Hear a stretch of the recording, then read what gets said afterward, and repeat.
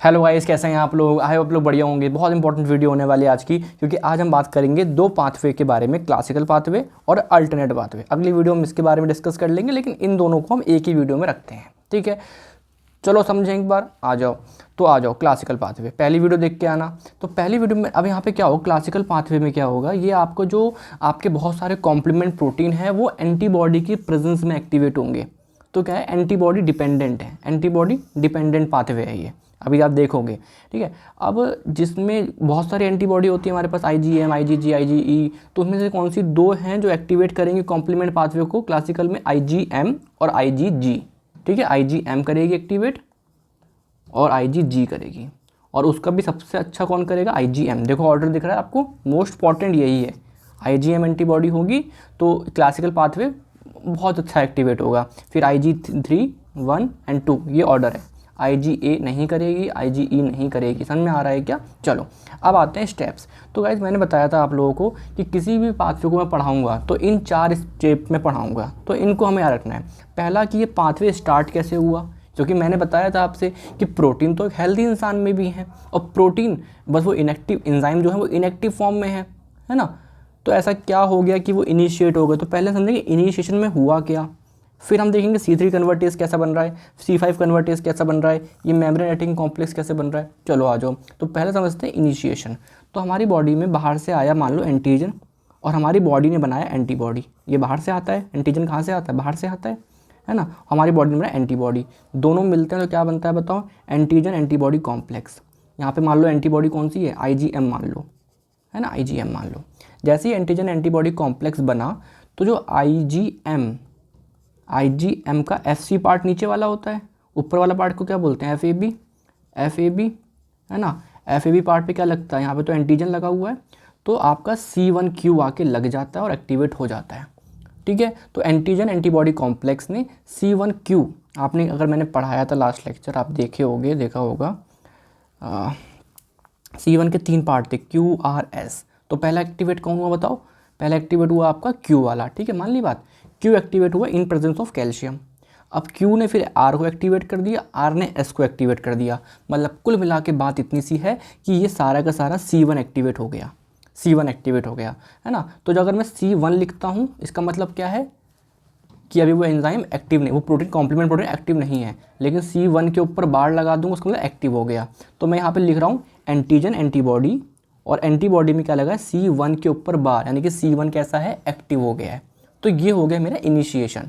तो हुआ क्या गाइस, फिर से देखो, एंटीजन एंटीबॉडी आई बॉडी में, एक सेकंड इस पेन से लिखूँ, एंटीजन एंटीबॉडी आई, एंटीजन एंटीबॉडी कॉम्प्लेक्स बना, और जिस वजह से QRS एक के बाद एक्टिव हो गए, यानी कि पूरा का पूरा C1 एक्टिवेट हो गया। तो मैंने ऐसे लिख दिया। समझ में आ रहा है क्या। तो पहला इनिशिएशन खत्म हो गया। अब आते हैं सेकंड स्टेप पे क्या होगा। तो यहाँ तक कहानी हो चुकी है, बिल्कुल हो चुकी है। अब जो ये C1S है ना, ये क्या है, ये एक स्टेप करेगा, ये C4 को तोड़ेगा। जो C1S था ये एक काम करेगा, C4 को तोड़ेगा। तो मैंने बोला था कि कॉम्प्लीमेंट प्रोटीन जो है आपके वो 2 फ्रेगमेंट हैं, एक बड़ा एक छोटा, C4A छोटा वाला और C4B बड़ा वाला। छोटा वाला तो बाहर निकल गया, डिफ्यूज़ हो गया, वो अलग कुछ काम करेगा, देखेंगे बाद में, है ना। और बड़ा वाला यहाँ पे लग गया। तो देखो क्या बोलेंगे हम, C1 पहले से था, अब 4B भी आ गया, तो इसके ऊपर पूरा एक्टिव कर दिया। समझ में आ रहा है। अब आया C2, अब C2 एक्टिवेट हुआ। अब C2 जब मैंने बोला था आपसे, इसके 2 फ्रेगमेंट होंगे, C2A, C2B। अब यहाँ पे एक्सेप्शन का खेल आता है। मुझे बताओ इनमें से बड़ा फ्रेगमेंट कौन सा है। आप बोलोगे कि जहाँ B लगा होता है वो बड़ा फ्रेगमेंट होता है। एक्सेप्शन C2 में था। तो बड़ा फ्रेगमेंट क्या है, यहाँ पे ये है, ये आपका बिगर फ्रेगमेंट है। ठीक है, तो यहाँ पे 2A रहा और छोटा वाला बाहर निकल गया। मैंने बताया था यार, अगर आप लोग क्लास ध्यान से सुनते हो, ये देखो एक्सेप्शन था C2A, ठीक है, जो कि लार्ज फ्रेगमेंट है। तो ये बन गया मेरा C3 कन्वर्टेज। ये जो पूरा बना है C3 कन्वर्टेज। तो आपसे कोई पूछेगा कि क्लासिकल पाथवे में C3 कन्वर्टेज क्या होता है, तो आप बोलोगे एंटीजन एंटीबॉडी C14B2A, है ना, एक्टिव। ये है मेरा C3 कन्वर्टेज। तो सेकेंड स्टेप क्लियर हो गया। थर्ड स्टेप में क्या होगा, जो ये C3 कन्वर्टेज बना है, अब ये C3 के पास गया। अब C3 के 2 फ्रेगमेंट बताओ कौन कौन से होते हैं, C3A, C3B। A वाला तो बाहर निकल जाएगा, छोटा फ्रेगमेंट हटा दो, बड़ा फ्रेगमेंट आके लग गया। तो ये बन गया C5 कन्वर्टेज। C3 से C5 कन्वर्टेज। समझ में आ रहा है क्या? इसका नाम C3 क्यों पड़ा, C3 कन्वर्टेज क्यों पड़ा? बिकॉज इसने C3 को एक्टिवेट करा। अब इसका नाम C5 क्यों पड़ा, अब देखेंगे अगले स्टेप में।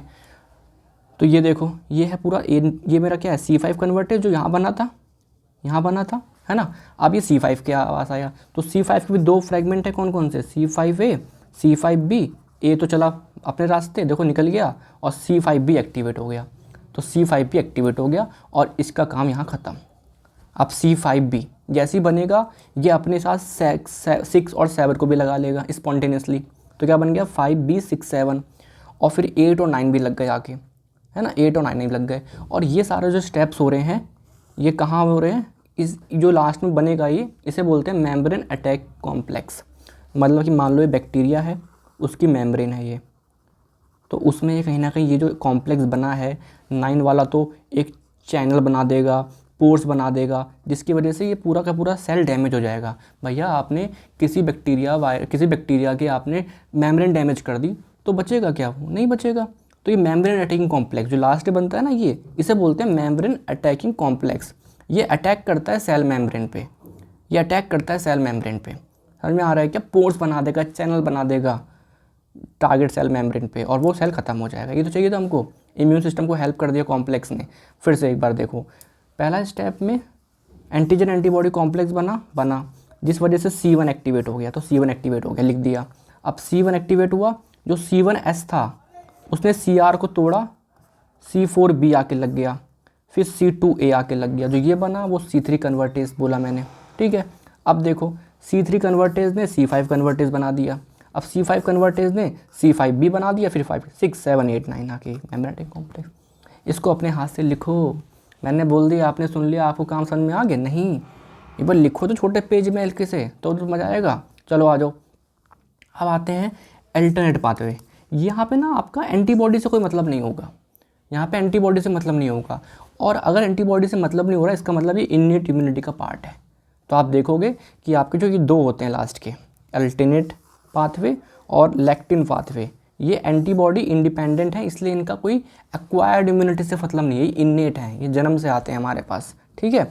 चलो, तो यहाँ पे होगा क्या, यहाँ पे कुछ अलग कॉम्प्लीमेंट प्रोटीन आएंगे, हम देखेंगे फैक्टर बी, फैक्टर डी, प्रोपैराडिन देखेंगे। आ जाओ, स्टार्ट कैसे होगा, हमारे ब्लड में स्पॉन्टेनियसली, मान लो ये ब्लड है, स्पॉन्टेनियसली मतलब अपने आप C3 फ्रैगमेंट टूटता रहता है, हल्के अमाउंट में, C3A C3B में टूटता रहता है, ठीक है। C3A तो बाहर निकल जाता है, डिफ्यूज़ कहीं हो जाएगा, कुछ और काम करेगा। जो C3B है, ये जाके इसके पास 2 ऑप्शन है, या तो हमारे किसी सेल पे लगेगा, होस्ट मतलब अपने, या फिर फॉरेन बैक्टीरिया वाले। ये तो फॉरेन है ना, और ये अपना खुद का ही है सेल्फ। अगर ये C3B जो अपने आप टूटा है, अगर यहाँ पे आके लगा C3B, तो ये अपना काम नहीं करेगा, डैमेज हो जाएगा, ख़त्म हो जाएगा। लेकिन यहाँ पे लगा अगर फॉरेन, मतलब बैक्टीरिया के मेम्ब्रेन पे आके लग गया C3B, तब ये एक प्रोसेस आगे बढ़ जाएगी। तो मैंने क्या बोला आपसे, हमारे ब्लड में C3 जो है स्पॉन्टेनियसली टूटा C3A में और C3B में, अगर ये C3B अटैच हो गया किसी फॉरेन के सेल सरफेस पे, तब आगे के स्टेप स्टार्ट हो जाएंगे, ठीक है। यहाँ पे एंटीबॉडी की ज़रूरत पड़ी क्या, नहीं पड़ी। चलो आ जाओ, तो C3B जो बना, अब बुलाएगा फैक्टर B को, है ना, फैक्टर B को। तो फैक्टर B का यहाँ पे लग गया B। अब मैंने बोला था आपसे फैक्टर B है, तो इसके 2 फ्रैगमेंट करो, एक छोटा वाला फ्रैगमेंट को नाम मैंने ये बोला, एक बड़े वाले फ्रैगमेंट को मैंने ये बोला। मैंने बोला था ना, जहाँ पे A होगा वो छोटा फ्रैगमेंट, B होगा तो बड़ा फ्रैगमेंट, एक्सेप्ट C2 में, ठीक है। तो ये बना। अभी यहाँ पे क्या है, B एज इट इज़ लगाए, अभी फ्रैगमेंट टूटा नहीं है। लेकिन फैक्टर D जब आया, उसने क्या करा, ये जो B वाला था ना, इसको तोड़ा, B A में और B B में। अब छोटा वाला फ्रैगमेंट कौन सा है, A वाला, इसको बाहर भेज दिया और ये लगा रहने दिया। समझ में आ रहा है क्या? पहले फैक्टर B पूरा लग गया, फिर क्या हुआ, फैक्टर D की वजह से फैक्टर B का जो बड़ा वाला कंपोनेंट है वो लगा रहा, ठीक है। इसे बोला मैंने C3 कन्वर्टेज। अब होता क्या है, ये जो C3B जो है, ये बहुत छोटी लाइफ टाइम होता है, हाफ लाइफ बहुत छोटी होती है, 5 मिनट के आसपास, स्टेबल नहीं होता। तो यहाँ पे हम एक और प्रोटीन लगाते हैं, प्रोपैराडिन, जो इस C3 कन्वर्टेज को स्टेबल करता है। स्टेबल का मतलब ये होता है उसकी हाइफ लाइफ बढ़ाएगा, 5 मिनट थी तो आधे घंटे कर देगा, ठीक है, समझ में आ रहा है क्या? ये था, ये 2 स्टेप इन 2 स्टेप से अलग थे स्टार्टिंग के, लेकिन अब देखना तो C3 कन्वर्टेज बन गया। अब क्वेश्चन पता क्या आता है, आपसे पूछेंगे कि बताइए C3 कन्वर्टेज क्या होता है in case of alternate pathway, तो ये होता है। और C3 कन्वर्टेज क्या होता है in case of classical pathway, तो ये होता है।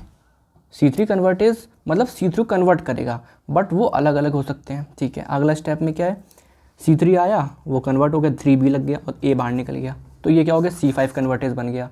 समझ में आ रहा है? बिल्कुल वही स्टेप है, बट यहाँ पे C3 कन्वर्टेज कुछ और है और C5 कन्वर्टेज कुछ और है। हो वही काम रहा है, हो वही काम रहा है, बस चीज़ अलग है, चीज़ अलग है। अब क्या होगा, ये बना क्या, C5 कन्वर्टेज, तो क्या बनेगा, 5B एक्टिवेट हुआ, फिर वही काम 6, 7, 8, 9 सब एक्टिवेट हुए। ये आपका क्या, मेम्ब्रेन अटैक कॉम्प्लेक्स, जो हाँ जिस मेम्ब्रेन में लगा होगा उस मेम्ब्रेन को डैमेज कर देगा, पोर्स बना देगा, वो मेम्ब्रेन खत्म, तो सेल डैमेज और लाइसिस खत्म हो गया सेल। अब मेरी बात समझो गाइस, मैंने आपसे बोला था कि ये 2 स्टेप अलग होते हैं हर किसी में, है ना, different in all pathways, but नीचे के 2 सेम हैं, तो नीचे के 2 सेम तो हैं, हमने देखा तो, ठीक है। बट ट्रिक कैसे याद रखोगे यार, प्लीज़ इसे एक पेज में लिखो, मैंने नोट्स बनाए हैं, बहुत खुला खुला लिखा है, इसको आप थोड़ा सिंपल वे में करो और देखो किसके बाद क्या आ रहा है, कौन सा नंबर आ रहा है, और उससे समझो, ठीक है, इंपॉर्टेंट लेक्चर है।